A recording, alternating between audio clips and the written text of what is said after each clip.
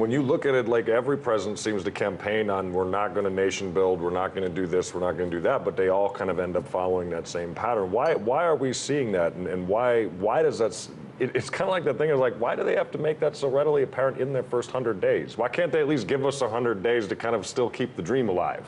Well, I got to tell you, in the direct aftermath of the election, I went out to Oakland, California, where people were just outraged that Trump had won. They were in the streets protesting. Things were very intense out there. And I also went to Wheeling, West Virginia, where people were very happy that Donald Trump had won. And what I noticed is when I spoke to the crowds of people out in Oakland, when I spoke to people in Wheeling, West Virginia, I noticed that they all had similar things to say. They had very, very different feelings about the commander-in-chief and the new president that was taking office, but interestingly, they seemed to have similar grievances. When I spoke to people in Oakland, they were concerned about low wages. They were concerned about the danger of war. When I spoke to people in Wheeling, West Virginia, that was why they had voted for Trump. They wanted the jobs to come back. They were worried about how their kids were going to support themselves, worried about the economy.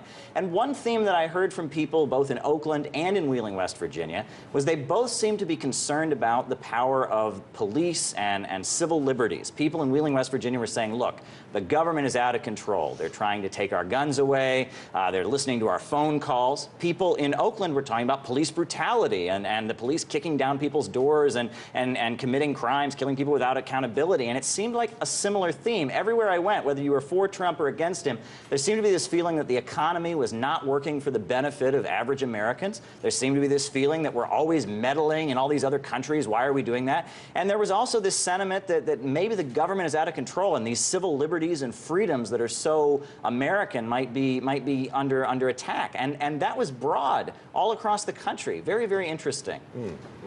Well, final question for you, I guess, would be, who's a president in history? Has there ever really been someone who got in there and really shook things up and really did make these bold changes and take the country in a different direction? We can all point to examples of presidents, making promises on the campaign trail and really not fulfilling them. One president that comes to mind who really shook things up would be Franklin Delano Roosevelt.